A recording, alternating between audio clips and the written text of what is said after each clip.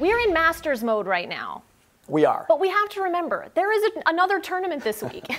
The Shell Houston Open is happening. There's some more golf to be played before we head to Augusta. Why should we care about what happens in Houston this week? This is a great event. This is a fun event. You've got many big names in the field. Headlined, I would say, by Jordan Spieth and Phil Mickelson, maybe a co-headlining gig for those two guys this week. But it's just fun. This is the home stretch. This is the last look we'll have. This is the culmination of Masters hype. It finally happens this weekend, and you've got a great field. We know Dustin Johnson is going to skip it and get some rest, well-deserved rest after winning last week and really solidifying his spot atop the rankings. But there's still a lot to look for this week, and not only the big names, but it's also a lottery ticket for guys who haven't already qualified for the Masters.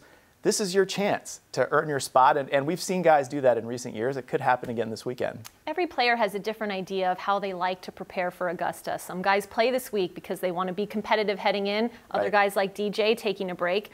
In what ways does the Shell Houston Open really prepare these players who are looking to get that extra edge heading into Augusta? Well, the tournament's done a couple things. They cut the grass short around the greens, and they roll those greens as fast as they can. So they try to give players a similar look to Augusta. I'm not sure it's really necessary though for guys. Some guys like to play the week before a major, like Phil Mickelson. That's just part of his routine, is he will play the tournament before a major week. Other guys, like we're seeing DJ now, take a week off. Rory's not playing. There's other guys who just want to take the rest or want to kind of let themselves recharge and get into it. So Houston has a few little tricks up its sleeve to try to be Augusta light or Augusta-like.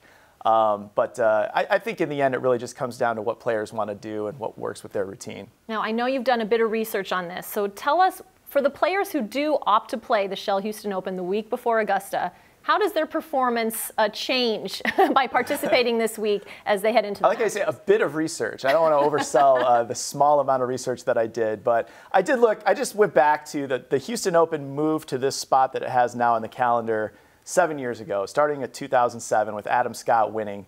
And so ever since then, it's been 1 week before the Masters. And so you can see we have the chart up now. It's a mixed bag of players who won the week before, who won the Houston Open, and then how they perform at the Masters. The one thing you don't see is someone winning the Houston Open and then going on and winning the Masters the next week. Although Anthony Kim there in third place, he's come the closest. Nice to get an Anthony Kim reference on the first show of the season, Just going to say, a name we haven't heard in a while. Yeah, so you see also on that list, Jim Herman, that was a lottery ticket for him. He wasn't in the field. Same with D.A. Points, Matt Jones. Johnson Wagner earned their way into the Masters at this event 1 week earlier. So a lot of different things can happen. And now you don't want to sell it short. Just because there hasn't been a Shell Houston Open winner winning the Masters 1 week later doesn't mean that can't happen. I mean, the last time Phil Mickelson won a major, his British Open, he won the Scottish Open the week before. So he's very set on this being his routine, to play that week before leading in a major, and he believes in it. So why shouldn't we?